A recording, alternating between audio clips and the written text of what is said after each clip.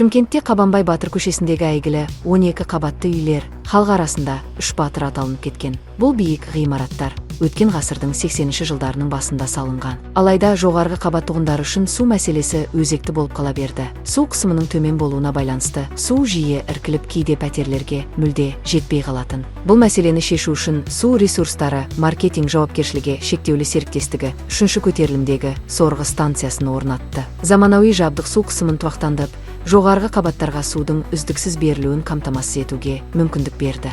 3-ші көтерілімдегі сорғы станциясы толықтай автоматтандырылған және орталық диспетчерлік қызметтен онлайн режимінде қашықтан басқарылады. Оператор қажеттілікке қарай судың берілу көлемін қашықтан реттеп, оны арттыра немесе азайта алады. Станция 5 жылдан астам уақыт бойы жұмыс істеп келеді. Осы уақыт ішінде ол үнемділігімен, техникалық қызмет көрсетудің қарапайымдылығымен және пайдалануға ыңғайлылығымен өзін жақсы қырынан көрсетті. Сонымен қатар жабдық қосымша қаржылық шығындарды қажет етпейді. Су ресурстары маркетинг жауапкершілігі шектеулі серіктестігінің 3-ші көтерілімдегі сорғы станциясында автоматтандырылған басқаруға арналған жиілік түрлендіргіштері бар 20 басқару шкафы жұмыс істейді. Бұл жүйе жабдықты үнемі қолмен басқару қажеттілігін іс жүзінде жояды. Қызмет көрсетуші персоналдың қателесу ықтималдығын азайтады және сорғы станциясының үздіксіз әрі тұрақты жұмысын қамтамасыз етеді.